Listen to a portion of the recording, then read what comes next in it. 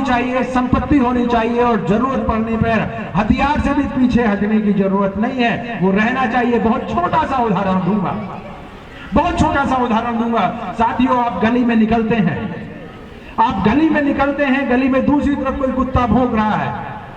अगर वो गली में दूसरी तरफ कुत्ता भौंक रहा है और आपके पास कुछ नहीं है तो आपके पैर ठिठक जाते हैं।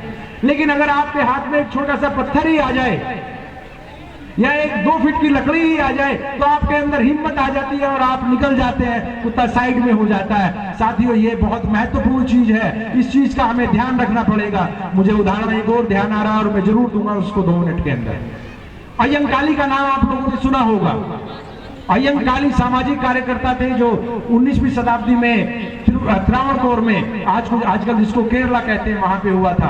पुराना समय था, कई बार हमें रास्तों पे नहीं चलने दिया जाता था, तो उन्होंने एक दिन घोषणा कर दी, अय्यंकाली ने यह घोषणा कर दी कि मुझे सुबह इस रास्ते से निकलना है और कोई रोक नहीं सकता। उन्होंने दिन मुकर्रर किया कि उस दिन हम इस रास्ते से निकलेंगे। हाहाकार मच गया समाज में, हमारे भी बहुत सारे बुजुर्ग डरने लगे कि भाई क्या होगा, मारपीट हो जाएगी, ये हो जाएगा, वो हो जाएगा। अय्यंकाली ने शाम को मीटिंग बुलाई सभी लोगों की, सुबह वहां पे तैयारी करनी थी।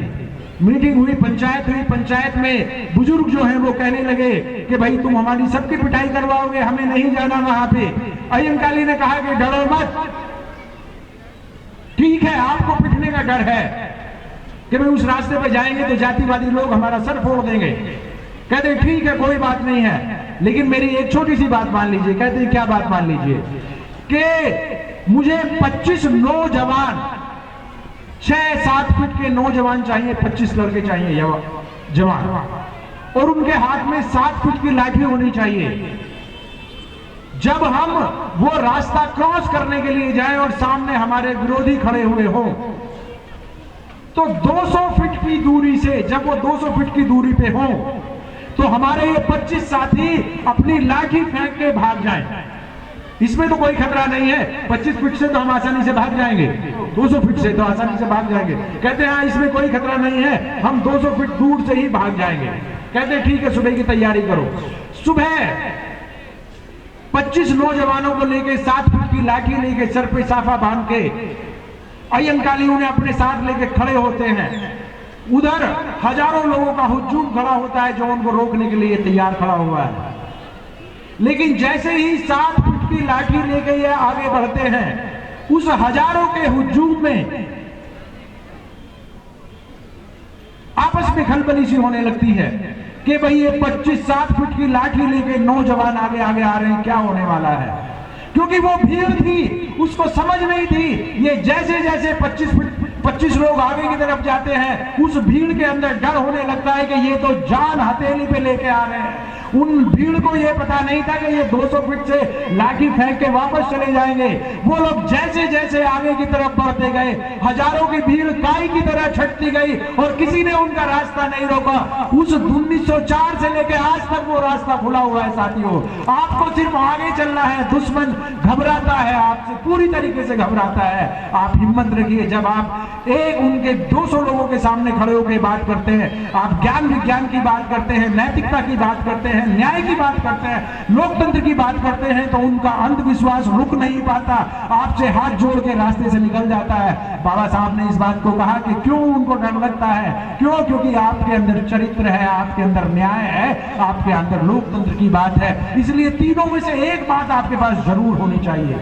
संपत्ति एक्वायर कीजिए, शिक्षा एक्वायर कीजिए, और जरूरत पड़ने पे हथियार भी अपने पास रखिए। इसमें डरने की कोई जरूरत नहीं है। ये जो है सम्राट अशोक के वंशज हैं आप, सम्राट अशोक के वंशज हैं, जिसने पूरी दुनिया को अपनी ताकत का लोहा बनवाया और उसके बाद धम्म क्रांति की। इसलिए सम्राट अशोक ने हथियार छोड़ा नहीं था। ये मानिए कि सम्राट अशोक ने हथियार त्यागा था। क्यों? क्योंकि उसके बाद जीतने के लिए कोई जगह बची नहीं थी। उसके बाद जीतने के लिए कोई जगह नहीं बची थी। हमें उस बात को ध्यान में रखना है। तीसरी महत्वपूर्ण बात जो बाबा साहब के संदेश से मैं साथियों कहना चाहता हूं कि ये तीनों चीज आपके पास आएंगी कैसे। इन तीनों चीजों में से कौन सी चीज आ सकती है? शिक्षा आपके पास आसानी से आ सकती है, आ रही है, लेकिन शिक्षा पर्याप्त नहीं है। साथियों, शिक्षा पर्याप्त नहीं है। क्यों शिक्षा पर्याप्त नहीं है? क्या बाबा साहब ने गलत कहा था? कि शिक्षा शेरनी का दूध है और जो पिएगा वो दहाड़ेगा। क्यों हमारे आज हजारों लाखों लोग शिक्षित होने के बाद भी दहाड़ने की बजाय मिमिया रहे हैं, बकरी की तरह मिमिया रहे हैं? क्यों, क्या कारण है? क्या बाबा साहब की बात गलत थी? नहीं साथियों, बाबा साहब की बात गलत नहीं थी। ये शिक्षा मिलावटी है, इस शिक्षा में मिलावट हो गई है, इस शिक्षा में जातिवाद, अंधविश्वास और पाखंडवाद की मिलावट हो गई है। इसलिए आपको जो दूध पिलाया जा रहा है वो दूध मिलावटी है, वो दूध नकली है, ये शिक्षा नकली है। शिक्षा नकली है तो करना क्या होगा? हमें अपनी शिक्षण संस्थाओं का निर्माण करना होगा, हमें अपनी संस्थाओं का निर्माण करना होगा, अपने संस्कार बनाने होंगे, अपने उत्सव मनाने होंगे, अपने महोत्सव मनाने होंगे। जब तक हम अपने बच्चों में अपने संस्कार नहीं डालेंगे, बहुजन समाज के संस्कार नहीं डालेंगे, भौतिक संस्कार नहीं डालेंगे, वो तब तक उनके संस्कारों की पाठशाला में पढ़ के, और ये महत्वपूर्ण बात है साथियों, वो उनके पाठशालाओं में, उनके संस्कारों में संचित होकर प्रहलाद बन जाएगा। प्रहलाद बन जाएगा मतलब उनको अपने बाप की हत्या करने के लिए तैयार कर देगा, वैचारिक हत्या करने के लिए तैयार कर देगा। इसलिए अपने संस्कारों का निर्माण करना जरूरी है, अपनी शिक्षा संस्थाओं का निर्माण करना जरूरी है, तभी आप दहाड़ पाएंगे, तभी आप बातों को आगे बढ़ा पाएंगे। इसके बाद बाबा साहब कहते हैं कि स्वयं अपने आप को ताकतवर बना लेना, स्वयं अपने आप को शिक्षित बना लेना पर्याप्त नहीं है साथियों। जब तक समाज में सारे साथी, समाज का हर व्यक्ति शिक्षित नहीं हो जाता है, सशक्त नहीं हो जाता है, तब तक बात आगे नहीं बढ़ेगी। इसको आप बुद्धिज्म के दृष्टिकोण से देखिए। मैं कोई गलत व्यवहार नहीं करता, गलत संस्कार नहीं करता, त्रिशरण पंचशील करता हूँ, बुद्ध वंदना करता हूँ, बौद्ध विहार में जाता हूँ, सारा कार्य बुद्ध के अनुसार करता हूँ, बौद्धिक दिनचर्या है मेरी। लेकिन साथियों, क्या ये पर्याप्त है?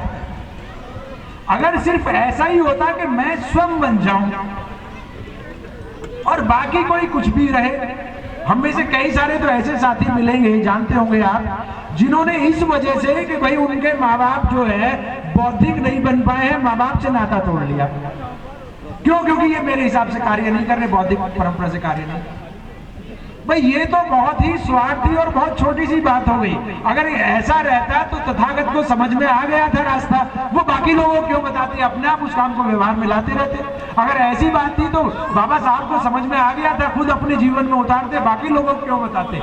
अपना कार्य करते रहते। मान्यवर कांशीराम को समझ में आ गया था, अपने आप अपने जीवन में उतारते, बाकी लोगों से कुछ लेना देना नहीं है। इसलिए साथियों, जो बात हमें समझ में आ गई है, जिस रास्ते पे हम चल पड़े हैं, बौद्धिक रास्ते पे हम चल पड़े हैं, जब तक समाज के दूसरे लोगों को उस रास्ते पे नहीं लेके चलते हैं, तब तक हमारी खुद की समझ कमजोर है, तब तक हमारी खुद की ताकत कम है, तब तक हमारा खुद का ज्ञान, मैं कहूंगा कि बहुत कम है। इसलिए हम तभी पूर्णता को प्राप्त करेंगे जब समाज में ज्ञान का, शक्ति का और विद्वता का प्रचार प्रसार होगा, संस्कार का प्रचार प्रसार होगा। ये कैसे संभव है? बाबा साहब ने इसके लिए भी रास्ता बताया। बाबा साहब ने इसके लिए कहा कि हमें भारत को प्रबुद्ध भारत बनाना होगा। और साथियों, जब हम कहते हैं कि भारत को प्रबुद्ध भारत बनाना होगा, तो इसका क्या मतलब है?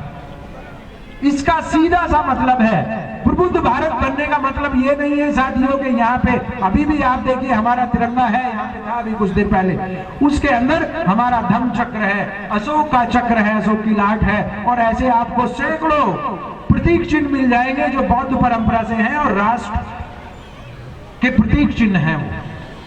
तो क्या इससे प्रबुद्ध भारत बन जाएगा? साथियों, इससे प्रबुद्ध भारत नहीं बनेगा। एक ही पैमाना है। क्या पैमाना है प्रबुद्ध भारत बनने का?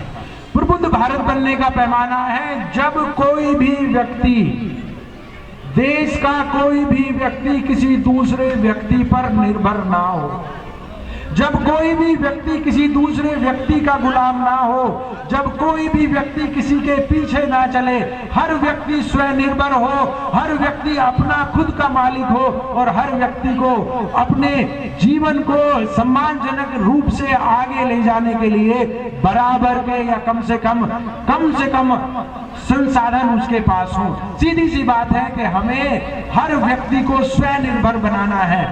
No one should be dependent on others.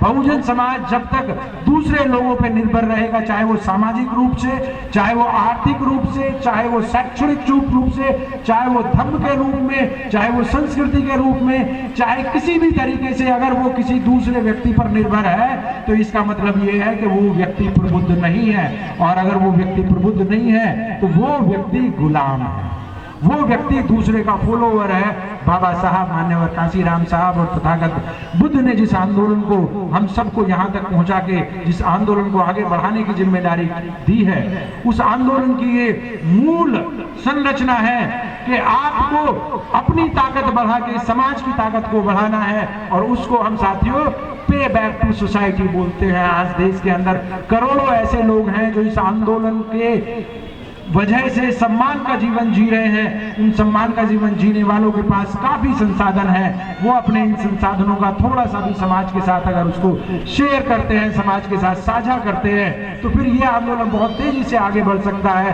हमें अपने उन सभी संसाधनों का, उनकी अब चाहे हमारी समझ है, चाहे हमारा पैसा है, चाहे हमारे समय है, उसको समाज के साथ शेयर करना चाहिए। अगर एक व्यक्ति के साथ भी हम इन संसाधनों को शेयर करेंगे, उनके साथ साझा करेंगे, तो ये ताकत आपकी दिन दूनी रात चौगुनी बढ़ेगी। बहुजन समाज का वो निर्माण का सपना जो मान्यवर कांशीराम साहब और बाबा साहब और ज्योतिबा फुले ने देखा था, बन पाएगा। हम सही अर्थों में बौद्ध महोत्सव बनाने की स्थिति में आ जाएंगे, जहाँ पे ज्ञान, विज्ञान और उमंग का उत्सव होगा। एक बार फिर मैं आप सभी साथियों को आज के विशेष अवसर की बहुत बहुत मंगल कामनाएं देता हूँ। अपनी तरफ से बहुत बहुत आपका अभिवादन करता हूँ। जो हमारी आयोजक मंडली है उसने बहुत खूबसूरत कार्यक्रम किया है, बहुत मेहनत के साथ इस कार्यक्रम को सुचारू रूप से उन्होंने आयोजित करने का प्रयास किया है। एक सफल आयोजन के लिए मैं उनका बहुत बहुत उनको साधुवाद देता हूं, अपनी तरफ से उनका भी अभिनंदन करता हूं। और आपने मेरी बात को सुना, आपका बहुत बहुत अभिनंदन। नमो बुद्धाय। जय भीम, जय भारत।